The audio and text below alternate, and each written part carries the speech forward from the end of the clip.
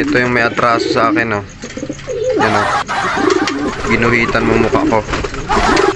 Ayun mga kaibigan, 640 release pulling, 102 kilometers air distance. 7:25 na, naghihintay tayo ngayon. May malaki tayong problema. Laking kaguluhan to mga kaibigan pag uwi ni Pupa. Oh.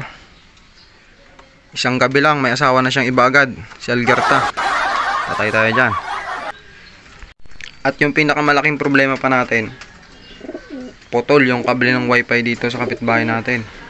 Tatakbo ulit tayo doon. Tapos mag-reload pa ulit ng Chrome. Mga kaibigan, bagong ligo na tayo. Hindi natin may videoan yung pagdating ni Pupa sigurado, kasi itatambay natin yung cellphone dun sa malakas yung signal para makapag-clock tayo agad. Hindi naman kalakas yung signal pati. Sana hindi magloko yung yung isang wifi doon, kasi pag yun ang ginagamit ko, nakakailang reload ako sa Chrome eh. Pero bahala na, malay mo makisama yung signal, mapunta lahat dito sa barangay namin. Clock na bansod mga kaibigan, 10. Last 5 minutes tayo. Kinakabahan na, parang gusto na lumabas ng ating puso. Wait lang Ragnar ha, last 5 minutes. Relax ka lang dyan, bubuksan natin yung trapdoor natin.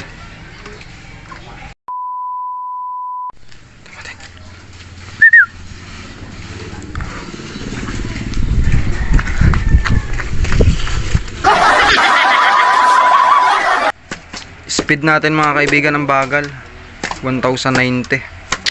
Mag 11 pa sana yun, kasi ilang beses tayong nag-reload ng Chrome eh.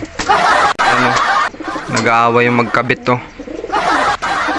Bad trip. Ang tapang ni Algerta, habol na habol dun kay Ragnar. Inaway ng inaway siya, no. Hindi mo asawa yan. Kinasal na yung mga yan at ikaw ay walang papel na ipagyayabang. Pakain na tayo mga kaibigan. Bawi na lang tayo sa sunod. Magpapagawa tayo ng sarili nating tower ng globe. Yan si Pupa, oh. Grabe, payat. Ang bibilis ng kalaban. Sayang Pupa, no?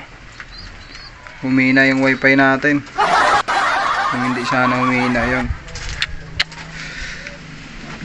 bawi na lang tayo sa sa linggo, second lap. Ganun talaga ang buhay. May pagkakataon talaga na hindi mo inasama mangyayari. Siya nga pala mga kaibigan, sa overall rank, kasama yung taga ibang bayan, pang 20 tayo. Pero yung pan race, naka-cluster lang. Sa cluster, pang siyam tayo. Sana ngayong second lap, bumalik ulit yung 1-1 ng speed, no? Tapos first ulit.